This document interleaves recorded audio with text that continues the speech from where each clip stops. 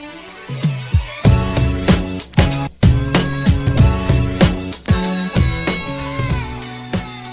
you ever heard of runner's diarrhea? When I used to go running in my 20s, sometimes I would have an emergency and need to dash to the toilet, and one time I even had to stop and go behind a bush. And I've never had IBS, and it was running that created this emergency. Now, 20 years on, as an IBS nutritional therapist, I understand a lot more about the gut and digestion. And if you've got IBS, I want you to be able to run if you want to. It's free, it's outside, it's easy to get started. So in this episode of The Inside Knowledge, I'm going to be sharing tips on how to run with IBS so you can keep up with your favourite exercise.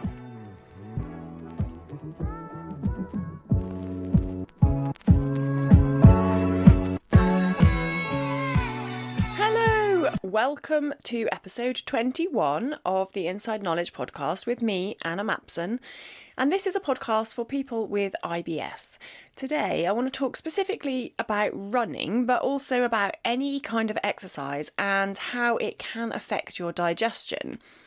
So if you've got IBS, you've probably daily or weekly experienced pain, cramps, changes in your bowel habits, so either constipation or diarrhea, bloating, and just feeling like your digestion reacts to everything you eat. You might find that exercise makes things worse. You might not. You might find exercise makes things better, but some people will find that their gut reacts to particularly intensive exercise, and we're going to be delving into why in this episode. But just to begin, I do want to stress the positive results that you get from exercise when you've got IBS. For people who have a tendency to constipation, you may find you get more regular bowel movements with more regular exercise. So particularly walking and running really helps you to want to go. This regular movement up and down within the torso can really help to increase the urge to go to the toilet. So this can be very helpful, getting some regular movement into your system and into your body to get things going. But also, it's not just about the physical sensation of moving within the torso, it's also that exercise helps to relieve stress and anxiety, which we know is really heightened in people who have IBS. Exercising our body also really helps to tire out our muscles and physical structure, which then might mean you sleep better, which can then in turn help to reduce anxiety, like your cravings for certain foods, and also your experience of pain. When we sleep better, we tend to feel more relaxed, more resilient. And so anything you can do to help yourself sleep better is going to be really important. So overall, definitely running is good for you. And exercise in general is good for you and your IBS.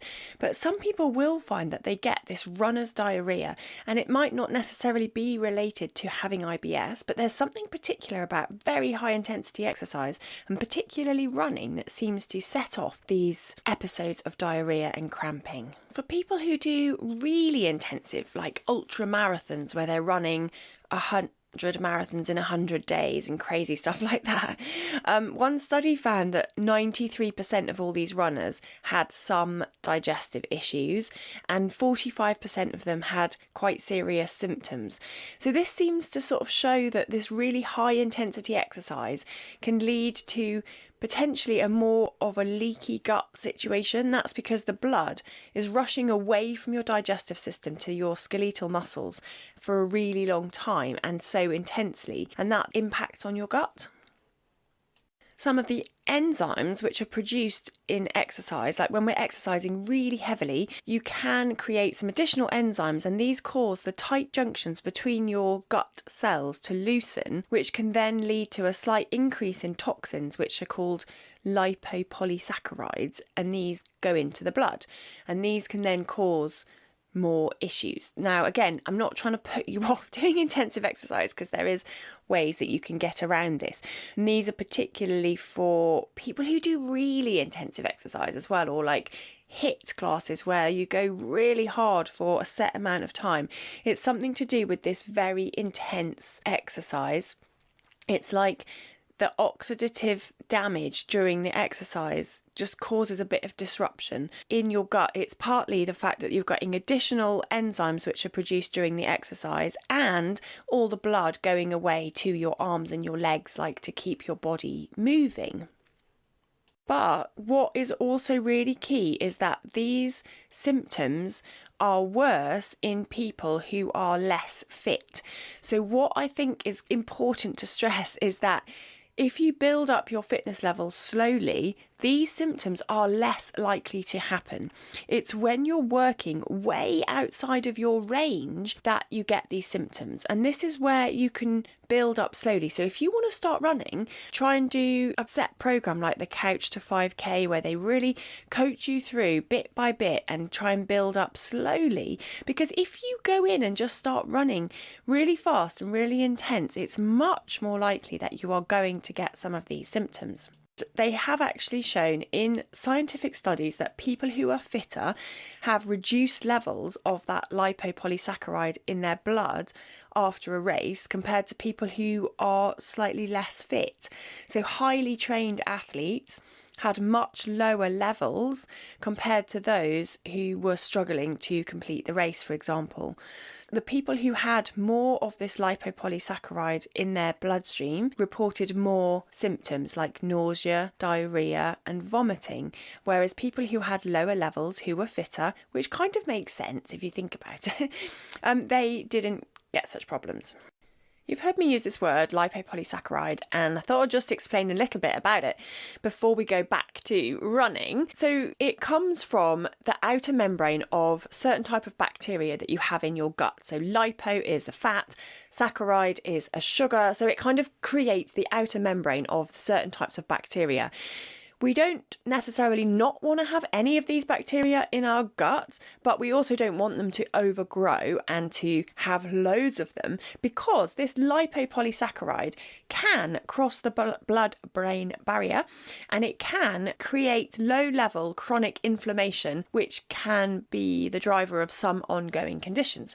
So definitely something that we want to modulate and to try and keep relatively low in terms of the lipopolysaccharide crossing into the body, and that comes through changing our diet. So I'm going to bring it back to diet at the end and make sure that you've got some different strategies and things that you can do to try and improve your ability to run more. And also we need to think about your strength. So I talked about physical fitness in terms of how much like your capacity is to exercise, but also your muscle strength in your core is really important, particularly your pelvic floor. So everybody has like this girdle of muscles holding up their body, like keeping up their intestines and bladder and everything up, and these can be damaged with age, for women who've had childbirth, or just if you've got weak core strength in your stomach and weak back, that can also affect your pelvic floor muscles.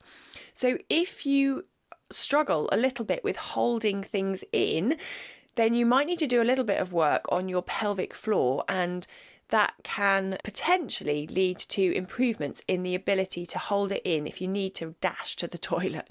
So we do need to sort out the reasons why you're going in the first place, why you need to run to the loo when you're running. But we also might want to think about, have you got strong pelvic floor muscles to hold it in? Because everyone's individual experience of IBS is so different and unique, you will need to find a solution that works for you, and what works for your friend might not necessarily work for you. So try out a couple of these different things. Your IBS might be more sensitive after eating, so maybe moving your running to first thing in the morning on an empty stomach can be better. So you have less food in you, and that can help sometimes to reduce the impact of this need to have this urgent diarrhoea. Try to leave a bit of time after running before you eat as well, and that is because I mentioned that massive diversion of blood flow from the gut to your arms, to your legs when you've been exercising intensely, and that can just slow down your digestion. So you don't want to eat straight after running. You need to leave a little bit of time for your body to recover and allow muscles to stop stealing all the blood flow and give it back to your digestion. Otherwise, you may get really undigested food sitting heavy in your stomach or causing more gas and bloating and pains and that sort of thing. And that may be one of the causes of why you feel bad on the days after you've exercised if you've eaten quite quickly afterwards. So try to leave a little bit of a gap after running or any kind of intensive exercise in order to just help yourself recover and digest the food properly. You might also want to keep a food diary and see what you've been eating before you get the symptoms. Is the running causing diarrhea every time you go, or is it only certain times? Is it certain times of the day? Really check if you can see any patterns and try to understand a little bit, maybe some specific supplements that you're taking, and definitely think about any endurance products that you use, like energy drinks or gummies. Sometimes these include artificial sweeteners which might irritate your sensitive digestion. So sometimes they will include sucralose, which is a type of sweetener. It can be quite irritating for people who have IBS. For the majority of people, it's absolutely fine. It wouldn't cause you any problems. But some people with a really sensitive digestion don't get on well with sucralose. I had a client who was drinking a couple of bottles a day of a drink sweetened with this, and once she cut it out, she did find that the diarrhea resolved a little bit. So any small improvements that you can get does help, and it does add up. So check on those and make sure that those like energy drinks that you're having before or after or during your run can impact. And also really building up your fitness slowly. You might need to reduce the intensity of your exercise sessions a bit now and then build up more incrementally. Try building your physical strength alongside the cardio as well. So if you're really into running, can you supplement the running with additional weight training, maybe yoga, and adding some lower intensity sessions as well as these higher intensity longer runs to really build up your fitness a lot more carefully? I had a client a few years ago who found after every time they went running, they got digestive symptoms. They got cramps and a lot of pain, but also they always got a migraine later. And with this client, we did a stool test and discovered a parasitic infection and low levels of these common friendly bacteria that we want to have lots of diversity in. Working together with him, he actually decided to take antibiotics from the doctor. He took the stool test to the doctor and they prescribed some antibiotics, which helped definitely. And we also supplemented some gut microbes with like probiotics, so friendly bacteria. He adjusted his diet, and in the end he was able to run again and actually to really enjoy it, and that helped him lose weight. It helped him be less stressed because he enjoyed running and he wasn't getting these crippling migraines that were knocking him out for a couple of days after every time he did it. If you're looking to discover your individual triggers for these running diarrhea incidents, one of the best things you could do is to try the Low FODMAP diet. Now, as a reminder, I've done episode 17 and episode 18 really showing you what the Low FODMAP diet is and how to do it. But it's a good way to investigate your own personal triggers. Are there particular foods which make this worse or better? The other thing is to really keep a food diary and check whether there are certain meals or certain foods which tend to give you those running episodes that you want to try to avoid. The other things you can do is to really try and improve your digestion with like the non-food things, so just sitting, slowly eating, properly chewing it, slowing down to eat and sitting at a table to eat your meals, as well as all the lifestyle things that I keep on stressing, like aiming to give yourself 8 hours of opportunity for sleep, which means going to bed with enough time to give yourself 8 hours. If you have to get up at 6 o'clock every morning for work, or you want like going to the gym or something, you are going to need to go to bed by sort of 9:30, 10 in order to allow yourself time to get 8 hours. Otherwise, you don't even give yourself the opportunity to do that. Then also just thinking about your general stress levels, because as we run and do really intensive exercise, it can increase our adrenaline levels. And this is also a trigger for diarrhea. So managing your overall stress levels, not just on days when you're training or you're going for a run, really helping to increase the amount of calm and downtime in your day and try to just be less stressed. I know it's not as easy as that, But working on your stress is an important part of keeping control of IBS. And you might not have things that are stressing you out clearly, but if you're feeling stressed and feeling anxiety inside you, then that is still a trigger. Everyone around you might say, well, what have you got to be stressed about? It doesn't matter. What matters is how you feel. And if you feel stressed and you feel worried and you have a lot of anxious thoughts, that can exacerbate IBS. And then finally, the gut bacteria, really important to support our good levels of gut bacteria, to keep a good, healthy, diverse range of bacteria by eating sufficient fibre and eating a really diverse diet rich in fruits, vegetables and whole grains. And this is one of the best ways you can protect your gut long term. But if you're on a low fibre diet right now, one of the things you can do is to start to try and increase low FODMAP fibre foods such as brown rice, berries like blueberries and raspberries, other fruits and veg like oranges, kiwis and things like spinach that are generally low FODMAP you can eat more of. So try to increase your amount of non-fermentable fruits and veg and up your fibre levels slowly. And I would increase this just by like half a portion of fruit and veg per day. So you don't need to go crazy with this. Do it very slowly and your gut will react less viciously. If you are looking for some help with your digestion and you want to work with me,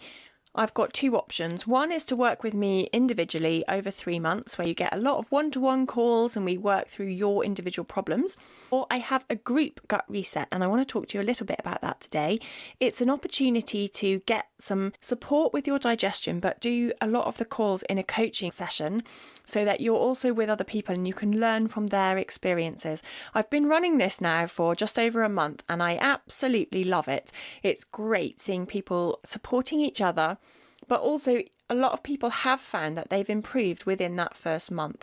So tiny changes can make a difference. And if you want some guidance to do that, you can join the group gut reset. It's not a program that you have to work through in a set amount of time. You can join anytime, but I'm really encouraging people to join in November because you will get a free month. And if you sign up in November, you'll get the whole of December for free, because some of that time I'll be closed for Christmas. But it means that you do get the support, you get the time to watch the videos and the educational content, and you also get all the supportive community forum for that extra month. So there will be additional support, and it's a great time to start. Even though people are sometimes concerned about doing something over the holidays, it is possible to do it, and I'm going to guide you through that, particularly like how you can manage Christmas without IBS ruining the festivities. So if you're interested, look in the show notes or search up Group Gut Reset Anna Mapson and it will come up on Google. Okay, that's it for this week. I'm going to leave it there. I hope you've taken some tips for improving your running and that you are inspired to try a bit of running or other exercise, because as I said at the beginning, it's free, it's outside, and it can be really, really helpful. So give that a go. And if you've got any questions, I'd love to hear from you. So drop me an email. You can send me some questions. I'd love to hear from you. All right, take care. Bye-bye.